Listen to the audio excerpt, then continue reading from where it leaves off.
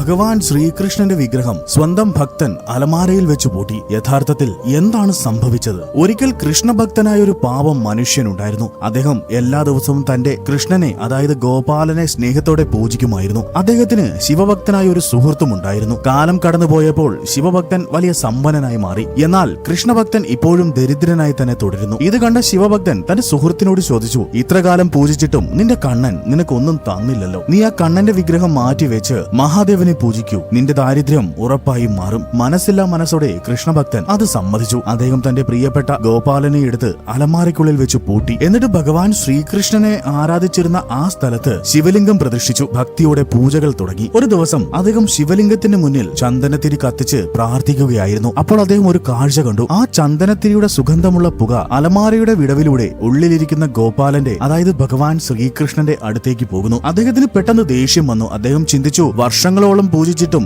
എനിക്കൊന്നും തരാത്ത ഗോപാലൻ ഇന്ന് ഞാൻ മഹാദേവൻ അർപ്പിക്കുന്ന ഈ സുഗന്ധം പോലും മോഷ്ടിക്കുകയാണോ? അദ്ദേഹം ദേഷ്യത്തോടെ അലമാര തുറന്ന് ആ ശ്രീകൃഷ്ണ വിഗ്രഹത്തിന്റെ മൂക്കുകൾ പൊത്തിപ്പിടിക്കാൻ ആഞ്ഞു. ഇനി ഈ പുക വലിച്ചെടുക്കേണ്ട എന്ന് അദ്ദേഹം ഉറക്കെ പറഞ്ഞു. പക്ഷേ ആ നിമിഷം വിഗ്രഹത്തിന് പകരം സാക്ഷാൽ കൃഷ്ണൻ അവിടെ പ്രത്യക്ഷപ്പെട്ടു. ആ ഭക്തന്റെ കൈകളിൽ ഭഗവാൻ മുറുകെ പിടിച്ചു. ഭക്തൻ അത്ഭുതപ്പെട്ട് കരഞ്ഞുകൊണ്ട് ഭഗവാനോട് ചോദിച്ചു, ഭഗവാനെ ഇത്ര കാലം പൂജിച്ചിട്ട് വരാത്ത അങ്ങ് ഞാൻ മഹാദേവനെ പൂജിച്ചപ്പോൾ വന്നതെന്താണ്? ഭഗവാൻ പുഞ്ചിരിച്ചുകൊണ്ട് പറഞ്ഞു, ഇത്രയും കാലം നീ എന്നെ വെറുമൊരു ലോഹ വിഗ്രഹമായിട്ടാണ് കണ്ടിരുന്നത്. വിഗ്രഹത്തിന് വിശക്കില്ലെന്നും അതിന് മണം അറിയില്ലെന്നും നീ കരുതി. എന്നാൽ ഇന്ന് ആ പുക ഉള്ളിലേക്ക് പോയപ്പോൾ ഞാൻ അത് ശ്വസിക്കുന്നുണ്ടെന്ന് നീ ഉറച്ചു വിശ്വസിച്ചു. അതായത് ആ വിഗ്രഹത്തിൽ ജീവനുണ്ടെന്ന് നിന്റെ മനസ്സ് ആദ്യമായി തിരിച്ചറിഞ്ഞു. ഭക്ത, നീ എന്നെ ഒരു ലോഹമായല്ല, ജീവനുള്ളവനായി കണ്ട ആ നിമിഷം ഞാൻ നിന്റെ മുന്നിലെത്തി. ഭഗവാൻ എന്നത് ഒരു കല്ലോ ലോഹമോ അല്ല. നമ്മുടെ ഉള്ളിലെ വിശ്വാസമാണ് ദൈവം. ഭഗവാൻ കൂടെയുണ്ട്, അദ്ദേഹം എല്ലാം കാണുന്നുണ്ട് എന്ന ഉറച്ച ബോധം എപ്പോഴാണോ ഉണ്ടാകുന്നത് അപ്പോൾ ഭഗവാൻ നമ്മുടെ കൂടെ ഉണ്ടാകും. ഭഗവാൻ ശ്രീകൃഷ്ണന്റെയും അദ്ദേഹത്തിന്റെ ഭക്തന്റെയും ഈ കഥ നിങ്ങൾക്ക് ഇഷ്ടമായാൽ